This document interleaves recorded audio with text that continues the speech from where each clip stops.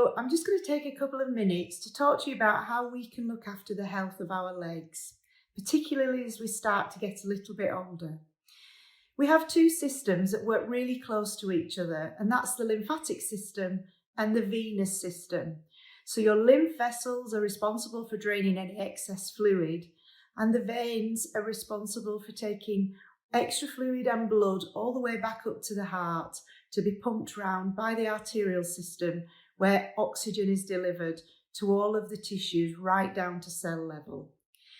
When we start to see problems occurring with our arterial system or our venous system or our lymphatic system, we tend to see those manifesting on the surface of the skin.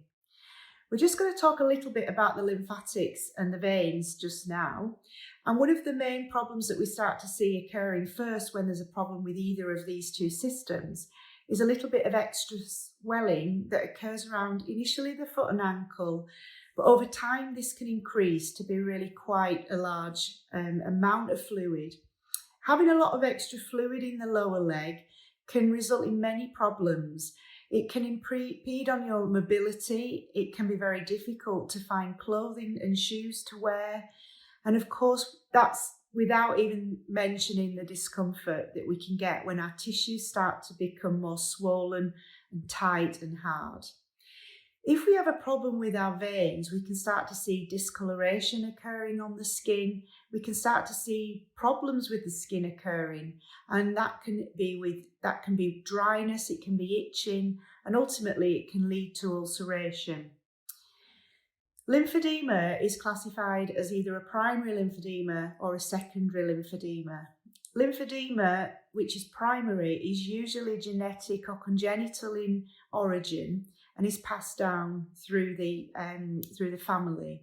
Secondary lymphedema is by far the most common type of lymphedema that we see. The majority of the types of lymphedema that we see that's secondary to something else is quite often due to chronic venous insufficiency. So if you have a problem with your veins, you are likely to be creating a huge demand on the lymphatic system and asking it to work very, very hard to back up the system where it's starting to fail. So we start to see a backflow of blood coming back down the veins. They're not able to pump the blood back up because there's a problem often with the valves within the veins. So this is then seeping out into the tissues, and the lymph system's working really hard to mop that excess up, then take it back up, spill into the vein just before it goes back into the heart, and then it all becomes one, same amount of fluid in the heart to be recycled and get oxygen back on board. So if we know that one of the common causes of lymphedema is a problem with the veins, we need to think about how we can help our veins stay healthy. One of those is by managing exercise and what we eat. Inflammation is a huge cause of vessels to deteriorate. So being inactive and eating the wrong diet creates a very inflammatory environment for the body to have to deal with. And this has a knock-on effect at vessel and skin level.